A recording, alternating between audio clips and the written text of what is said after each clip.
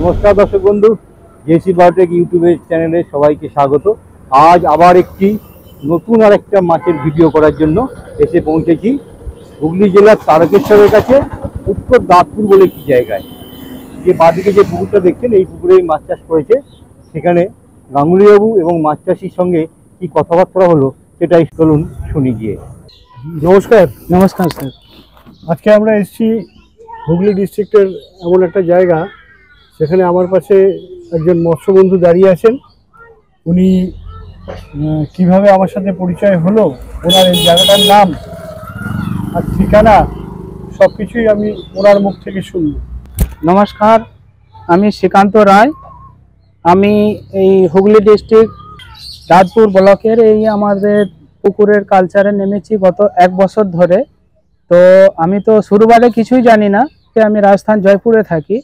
তো আমি মোবাইল দেখতে দেখতে এই স্যারেদের ভিডিও দেখতে দেখতে দেখে আমার মনে একটা বিশ্বাস এলো যে সত্যি আমি তো সেই পশ্চিমবাংলারই মানুষ হয়ে তাহলে আমি যোগাযোগ করে দেখি। তো আমি একদিন মানে স্বইচ্ছাতেই ভেবে দেখলাম যে আজকে কথা বলবো।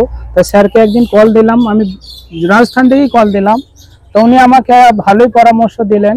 তা আমি এই গত 4 মাস হবে আমি খুব জোর আমি এই মেডিসিনটা দিয়েছি।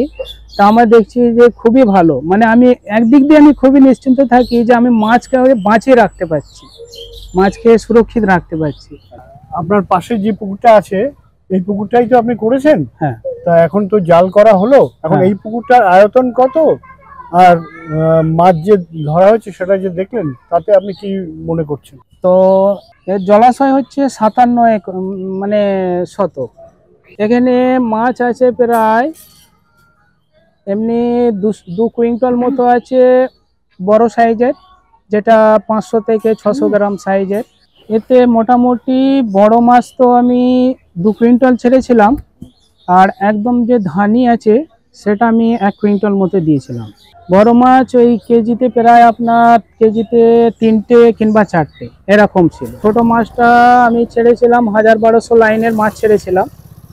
তা সময় হলো 1 মাস 10 দিনের মতো। 1000-1200 লাইনের মাছটা কি হয়েছে? 1000-1200 মাছটা এখন যেটা দেখলাম প্রায় 500 লাইনের কাছাকাছি এসে গেছে। বড়টা কেজিতে 2টো, কোনোটা কেজির কাছাকাছি চলে এসছে। এখানে আছে রুই, কাতলা, মৃগেল, গ্লাস কাপ, আপনার আরও 2-4টে যেমন রূপচাপড়া আছে, কিছু লাইলন টিকার আছে। মানে সব রকমই আমি অল্প অল্প দিয়ে দেখেছি, যাতে এই পোঠাকের কোন কোন মাছ কিভাবে কালচার হতে পারে সেই হিসেবে আমি সব রকমই অল্প অল্প দিয়ে রেখেছি। না, আপনি যে এই পুকুরটা একটাই করছেন না অন্য আরো করছেন? না, আমার এই পুকুরটার কাজ দেখে আমার মনে আরো ইচ্ছা হয়েছে যে আমি আরো করতে পারবো। তাই এছাড়া আমার 2টো পুকুর আরো আছে, যার জলাশয় হচ্ছে প্রায় 5 বিঘা এরিয়া। তা সেগুলো আমি চাইছি যে স্যারের থেকে অনুমতি নিয়ে আমি সেগুলো আরো আগে বাড়বো। আপনি এই যে মাছ ধরলেন, তাতে মাছের কোনো রকম রোগ দেখছেন? এই যে গরমে সবার রোগ হয়, ভেসে যায়, মরে যায়, সেরকম কোনো সমস্যা আছে আপনার? না না, সেরকম রোগ তো কিছুই নাই। তা এই যে গরমে অনেক পুকুরে দেখছি আমি যে সবার পুকুরে মাছ খাচ্ছে, ভোরবেলা ভেসে যাচ্ছে, কিন্তু আমার এখানে আর সেরকম কিছু সমস্যা নেই। আচ্ছা।